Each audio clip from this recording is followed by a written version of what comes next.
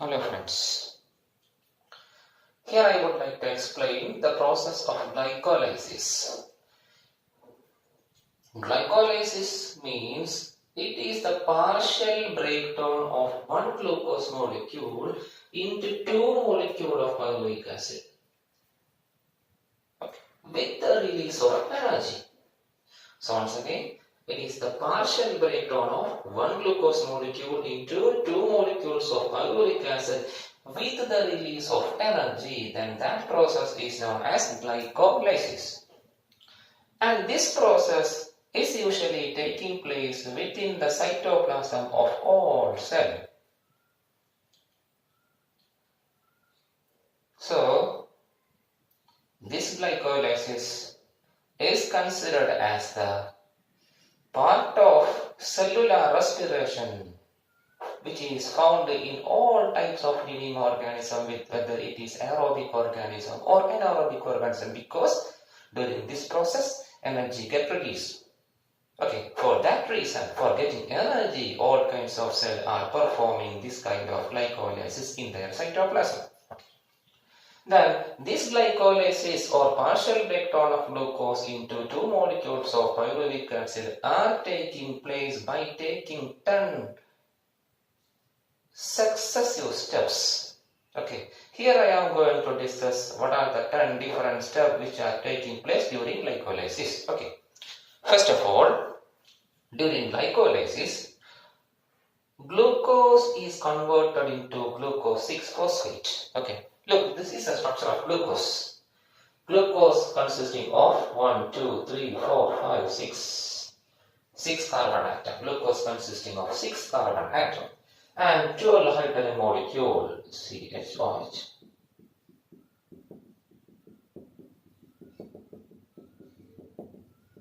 Okay, this is the structure of glucose. So 1, 2, 3, 4, 5, 6 carbon atom. So during the first step, this glucose molecule is converted into glucose 6-phosphate. That means one phosphate group is linked into the 6th carbon atom of glucose. Then glucose is named as glucose 6-phosphate. And during this process, that is the first step of glycolysis, one ATP molecule is used, that is hydrolysis of one ATP molecule take place. And this ATP break down into ADP, adenosine diphosphate, and one inorganic phosphate. This inorganic phosphate is used to link or attach at the 6th position of carbon atom. And this step is mediated with the help of an enzyme called kinase. Kinase is an enzyme which can able to phosphorylate the other object. That is here kinase phosphorylate the 6th carbon atom of glucose. That is why this enzyme is called hexokinase. Whereas in liver cell, this hexokinase is replaced by another enzyme called glucokinase. But in liver cell, hexokinase is replaced by glucokinase. Glucokinase perform the same function as that of hexokinase, but glucokinase has high Km value. That is, they have low affinity toward glucose. Okay, that is the difference. Whereas hexokinase has low Km value, that is, they have high affinity. And so, and during the second step, this glucose 6-phosphate is converted into fructose 6-phosphate. So, when we analyze the structure of glucose 6-phosphate and fructose 6-phosphate, they are isomers, means having same molecular formula but different structure. Look, this is the structure of glucose 6-phosphate. When we draw the structure of fructose 6-phosphate, 1, 2, 3, 4, 5, 6. 1, 2, 3, 4, 5. 6 carbon atom. It consisting of 6 carbon atom.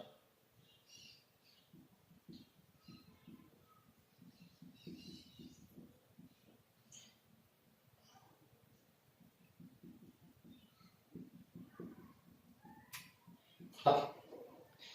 First carbon atom, second, third, fourth, fifth, sixth. This is the structure of fructose 6-phosphate. Okay. So this is glucose 6-phosphate and this is fructose 6-phosphate. When we analyze the structure, both glucose 6-phosphate and fructose 6-phosphate consisting of same number of carbon atoms, same number of hydrogen atoms, same number of oxygen atoms and the same number of phosphate group. That is why they are called isomers. During the second step, glucose 6-phosphate is converted into fructose 6-phosphate means it is an isomerization reaction which is performed by an enzyme called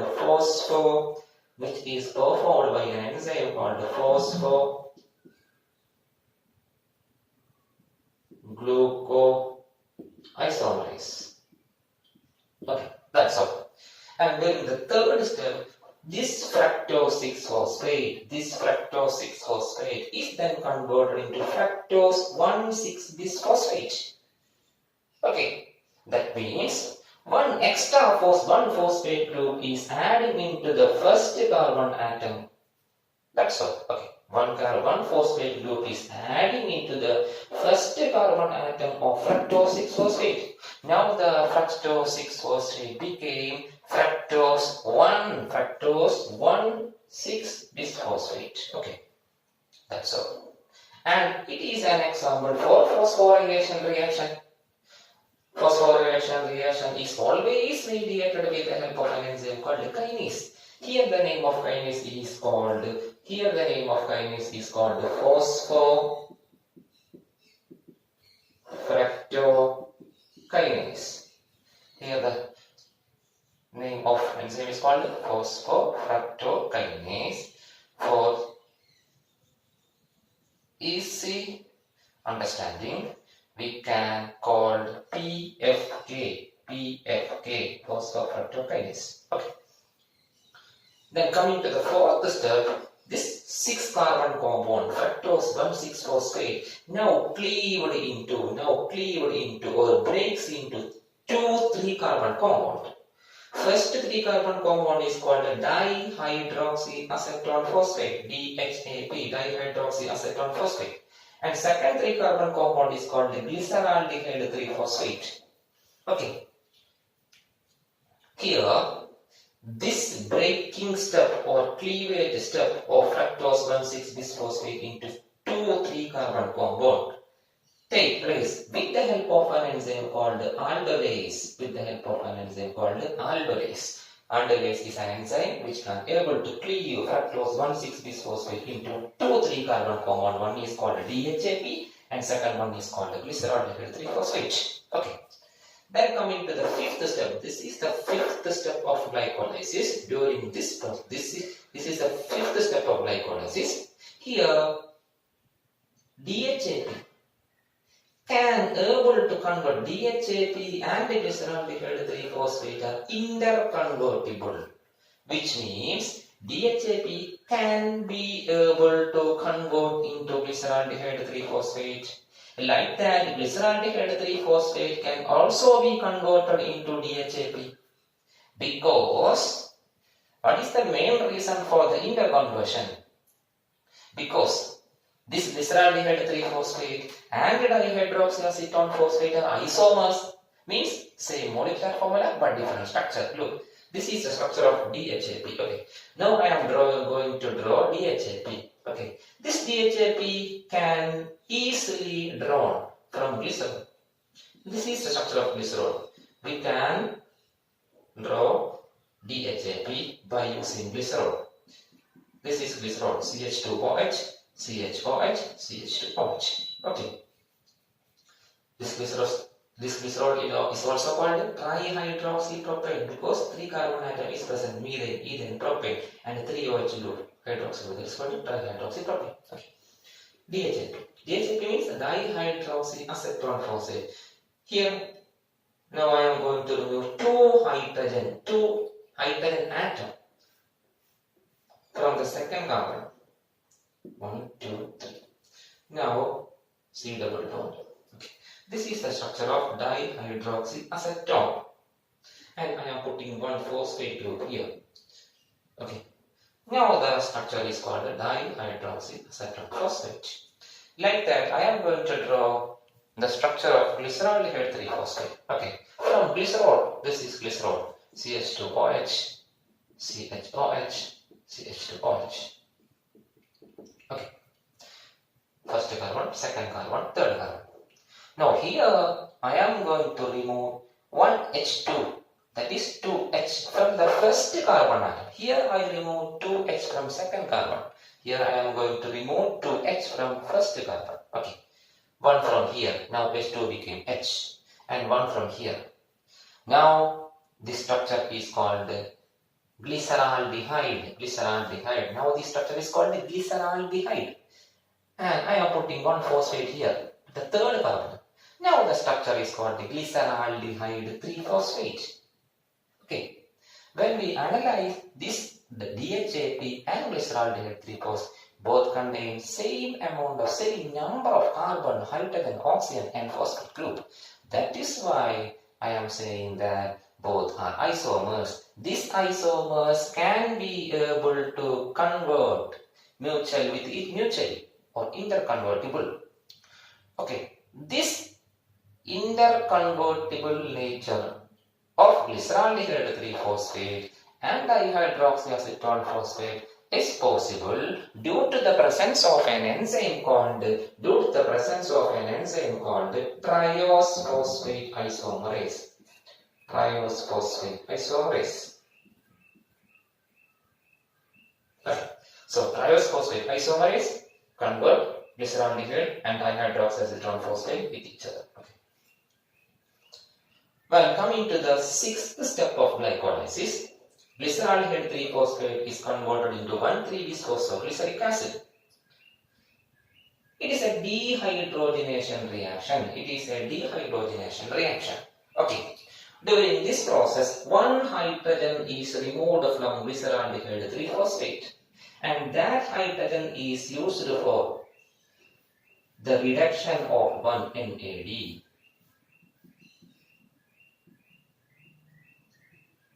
Okay. So when one hydrogen during this conversion, glyceraldehyde 3-phosphate to 1,3-bisphosphoglyceric acid, one hydrogen, one H2 is removed from the structure of glyceraldehyde 3-phosphate. That hydrogen is used to reduce the NAD. Okay. Now the NAD became reduced from NADH2. This reaction or this step is mediated with the help of an enzyme called glyceraldehyde 3-phosphate dehydrogenase. Glyceraldehyde 3-phosphate dehydrogenase is an enzyme which can able to dehydrogenate, which can able to remove one hydrogen from glyceraldehyde 3-phosphate, and that hydrogen is used to reduce the NAD into NADH2. Okay. Here, one NADH2 is approximately equal to or exactly equal to 2.5 ATP. Okay.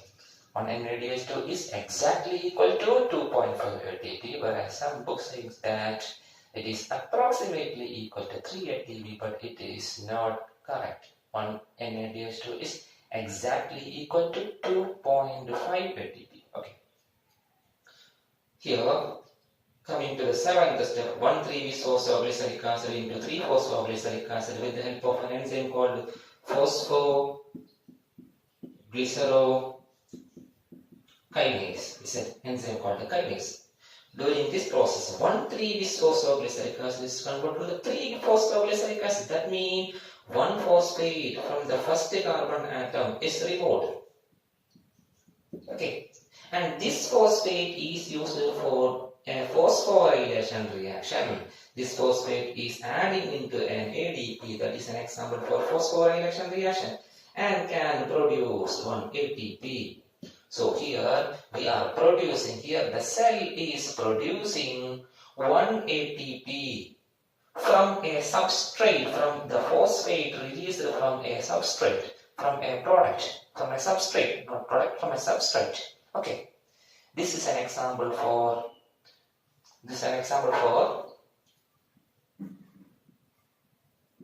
substrate level phosphorylation. This is an example for a substrate level phosphorylation. Okay. Whereas cell is producing ATP from NADH2 through electron transport system. That is not a part of substrate level phosphorylation. That is an example for oxidative phosphorylation, which will be discussed later in the next class. Okay. Coming to the seventh step, eighth step of glycolysis.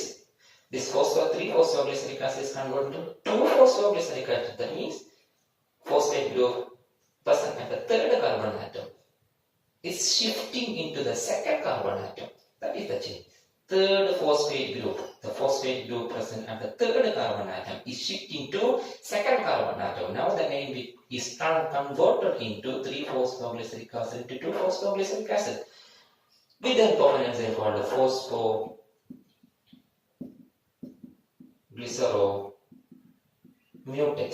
phosphoglyceromutase.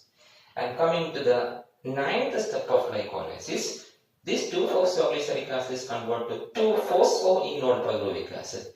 During this step, what happened means one water molecule is released from the 2-phosphoglyceric. When one water molecule released from the 2-phosphoglyceric acid, its structure became 2-phosphoenol pyruvic acid.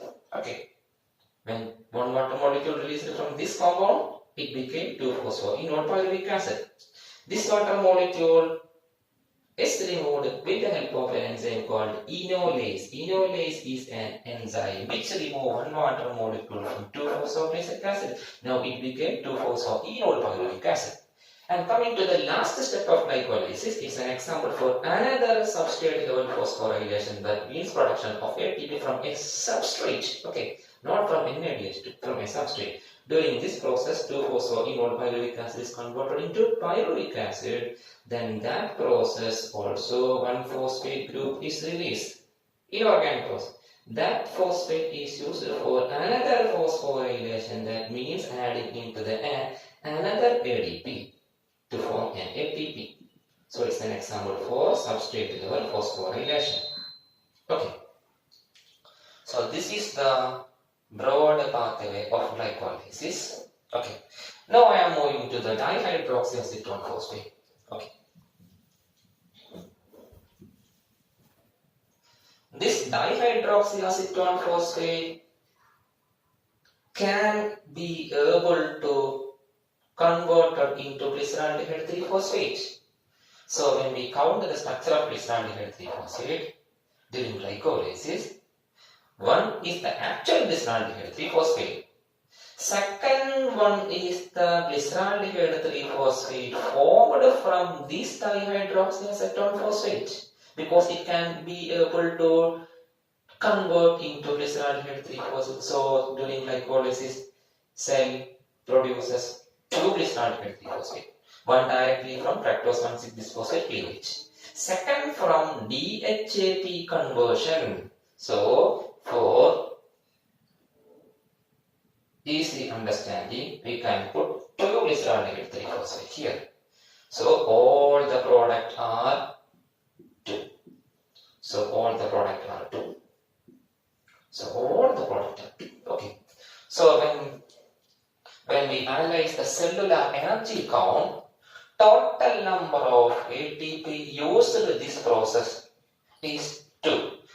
One ATP is used here during first step, and second ATP is used in the third step of glycolysis. What is the third step? First step, second step, third step. Okay. Fructose 6-phosphate is converted into fructose 1,6-bisphosphate. That means first carbon atom also phosphorylate. This phosphate is used for putting into the first carbon atom. Okay. So number of ATP used during glycolysis is equal to number of ATP used equal to 2 ATP. Okay.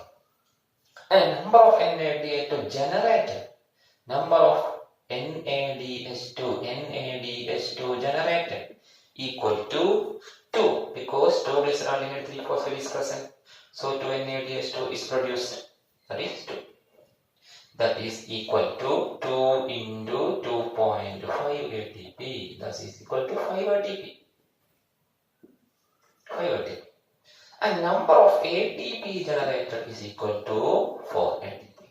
So the total energy produced is equal to 5 plus 4 equal to 9 ATP, whereas first and third, during first and third step, one molecule of ATP is used. So total number of net energy gain is equal to 9 ATP minus 2 ATP. That is equal to 7 ATP molecules are the net energy gain during the process of glycolysis. This is the broad way of glycolysis which are taking place in the cytoplasm of all aerobic and anaerobic organisms. Okay.